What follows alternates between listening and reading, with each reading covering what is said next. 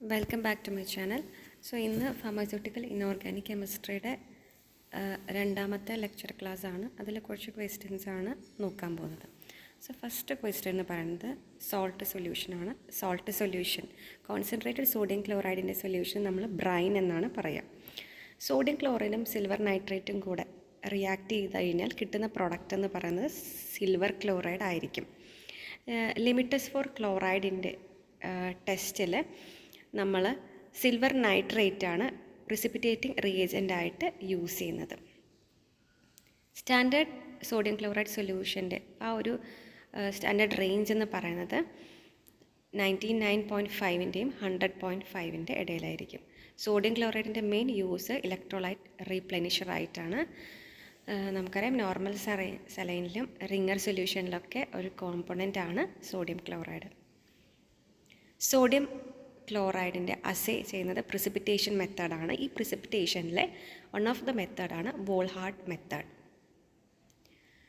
ഇനി ഒരുപാട് sodium excess ആയിട്ട് ലോസ് ആവുന്നുണ്ടെങ്കിൽ ബോഡിയിൽ നിന്ന് അതിനെ നമ്മൾ ഹൈപ്പർ നാട്രീമിയ എന്നാണ് പറയുക. ദെൻ കാർണിലൈറ്റിൽ നിന്നാണ് പൊട്ടാഷ്യം ക്ലോറൈഡ് പ്രിപ്പയർ ചെയ്യുന്നത്. പൊട്ടാഷ്യം ക്ലോറൈഡിൻ്റെ അസേക്ക് യൂസ് ചെയ്യുന്ന ഒരു ഇൻഡിക്കേറ്റർ ഉണ്ട്. ആ ഇൻഡിക്കേറ്ററാണ് പൊട്ടാഷ്യം ക്രോമേറ്റ് സൊല്യൂഷൻ എന്ന് പറയും.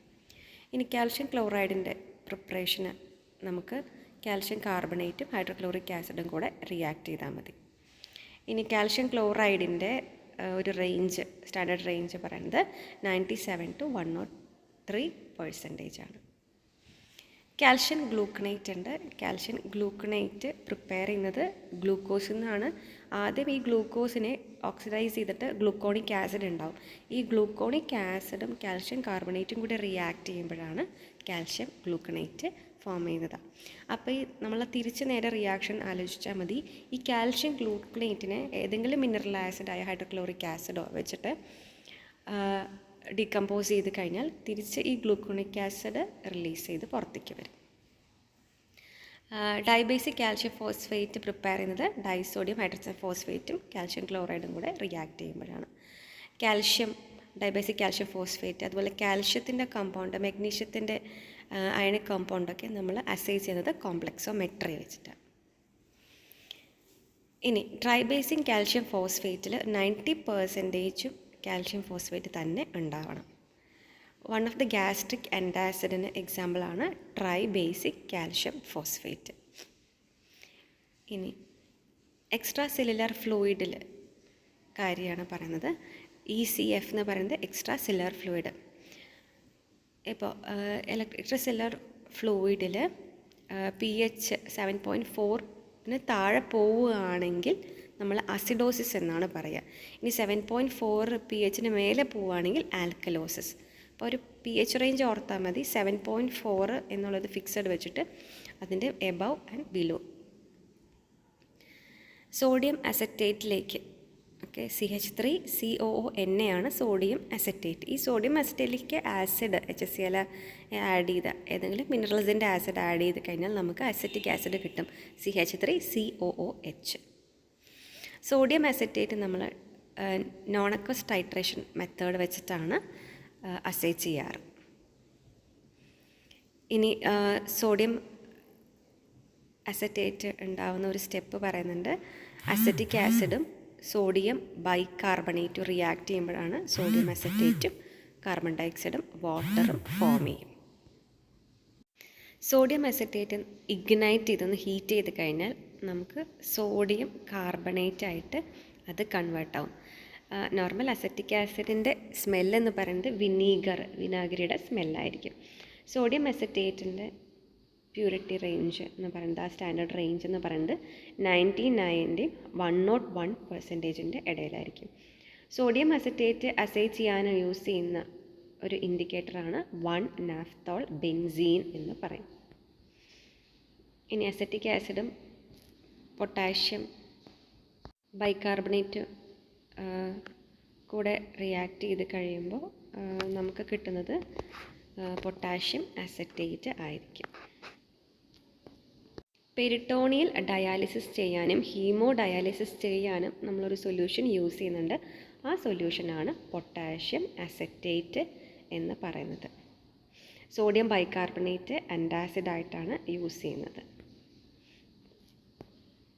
മെയിൻലി ഈ സോഡിയം ബൈകാർബണേറ്റ് സിസ്റ്റമിക് അസിഡോസിസിനെ പ്രിവെൻറ്റ് ചെയ്യാനാണ് യൂസ് ചെയ്യുന്നത്. സിസ്റ്റമിക് അസിഡോസിസിന് യൂസ് ചെയ്യുന്ന ഒരു കോമ്പൗണ്ടാണ് സോഡിയം ബൈകാർബണേറ്റ്. അതേപോലെ തന്നെ ആൻറ്റാസിഡായിട്ടും സോഡിയം ബൈകാർബണേറ്റ് നമ്മൾ കൊടുക്കാറുണ്ട്. അപ്പോൾ ഡയബറ്റിക് കോമയിലുള്ള ആൾക്കാർക്കാണ് മെയിൻലി അസിഡോസിസ് പ്രിവെൻറ്റ് ചെയ്യാൻ വേണ്ടിയിട്ട് സോഡിയം ബൈകാർബണേറ്റ് ഇഞ്ചക്ഷൻ്റെ രൂപത്തിൽ കൊടുക്കുന്നത്. ഇനി അടുത്ത ക്വസ്റ്റ്യൻ, പൊട്ടാഷ്യം ബൈകാർബണേറ്റിൻ്റെ ഒരു സ്റ്റാൻഡേർഡ് 99% ആണ്. സിട്രിക് ആസിഡ് നമുക്കറിയാം, citric acid tri carboxylic hydroxy ആസിഡാണ് സിട്രിക് ആസിഡ്. അതിൻ്റെ സ്ട്രക്ചർ ഞാൻ വരയ്ക്കാം. 3 കാർബൺ ചെയിൻ ഉണ്ടാവും. ട്രൈ കാർബോക്സിലിക്സ് എന്ന് പറയുമ്പോൾ 3 കാർബോക്സിലിക് ഗ്രൂപ്പ് എന്തായാലും വേണം. അത് കഴിഞ്ഞിട്ട് ഒരു ഹൈഡ്രോക്സി എന്ന് പറയാം, രണ്ടാമത്തെ പൊസിഷനിൽ ഒരു OH വരും. ബാക്കി വാലൻസി കറക്റ്റ് ചെയ്യുക. അപ്പോൾ ഇതാണ് സിട്രിക് ആസിഡിൻ്റെ സ്ട്രക്ചർ. ട്രൈ കാർബോക്സിലിക് ആസിഡാണ്, ഹൈഡ്രോക്സി ആയിരിക്കും. അടുത്ത ക്വസ്റ്റ്യൻ എന്ന് പറയുന്നത് സോഡിയം സിട്രേറ്റിൻ്റെ യൂസാണ്. സോഡിയം സിട്രേറ്റ് നമ്മൾ യൂസ് ചെയ്യുന്നത് ആൻറ്റി കോയാഗുലൻ്റ് ആയിട്ടാണ്. ഇനി അമോണിയം ക്ലോറൈഡ് പ്രിപ്പയർ ചെയ്യാൻ നമ്മൾ യൂസ് ചെയ്യുന്നത് അമോണിയം HCl ആണ്. വെരി ഈസിയാണ്. NH3 + HCl റിയാക്ട് ചെയ്ത് കഴിയുമ്പോൾ NH4Cl കിട്ടും. ഇനി അമോണിയം ക്ലോറൈഡിൻ്റെ യൂസസ് ആണ് എക്സ്പെക്ടോറൻ്റായിട്ട് സ്പ്യൂട്ടം റിലീവ് ചെയ്യാനും, അതുപോലെ തന്നെ അസിഡിഫയർ ആയിട്ടും ഈ അമോണിയം ക്ലോറൈഡ് യൂസ് ചെയ്യുന്നുണ്ട്. അതുപോലെ തന്നെ ഡയോഫോററ്റിക് എന്ന് പറയും. ഓക്കെ, സ്വെറ്റിംഗ് ഇൻക്രീസ് ചെയ്യാൻ വേണ്ടിയിട്ട് നമ്മൾ അമോണിയം ക്ലോറൈഡ് കൊടുക്കാറുണ്ട്. ഇനി പൊട്ടാഷ്യം സിട്രേറ്റിൻ്റെ പ്രിപ്പറേഷൻ നേരത്തെ പറഞ്ഞ അതേ ഇക്വേഷനാണ്. സിമിലാരിറ്റി, സിട്രിക് ആസിഡും പൊട്ടാഷ്യം കാർബണേറ്റ് ആണ്. CaRBONate കാർബണേറ്റും കൂടെ റിയാക്ട് ചെയ്യുമ്പോൾ പൊട്ടാഷ്യം സിട്രേറ്റ് കിട്ടും. കോമ്പൗണ്ട് സോഡിയം ക്ലോറൈഡ് ഇഞ്ചക്ഷനെ നമ്മൾ വേറൊരു പേര് പറയും, റിങ്ങേഴ്സ് ഇഞ്ചക്ഷൻ എന്ന് പറയും.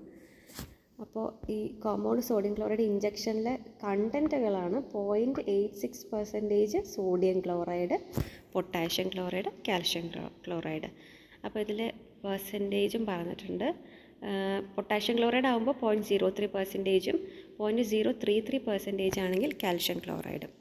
അപ്പോൾ മൂന്നിൻ്റെയും കൂടെ ഒരു മിക്സറാണ് റിങ്ങേഴ്സ് ഇഞ്ചക്ഷൻ എന്ന് പറയുന്നത്. ഇനി റിങ്ങേഴ്സ് ഇഞ്ചക്ഷൻ അതായത് കോമ്പൗണ്ട് സോഡിയം ക്ലോറൈഡ് ഇഞ്ചക്ഷൻ്റെ യൂസ് എന്ന് പറയുന്നത് നമ്മൾ ഫ്ലൂയിഡായിട്ട് കൊടുക്കാറുണ്ട്. ദെൻ ഐസോട്ടോണിക് വെഹിക്കിളായിട്ടും നമ്മളിത് കൊടുക്കുന്നുണ്ട്. ഇനി കോമൺ ആയിട്ട് നമ്മൾ യൂസ് ചെയ്യുന്ന ഇറിഗേഷൻ സൊല്യൂഷൻ, ബോൺസൊക്കെ ക്ലീൻ ചെയ്യാൻ യൂസ് ചെയ്യുന്ന സൊല്യൂഷന് പറയുന്നത് 0.9% സോഡിയം ക്ലോറൈഡ് സൊല്യൂഷൻ ആയിരിക്കും.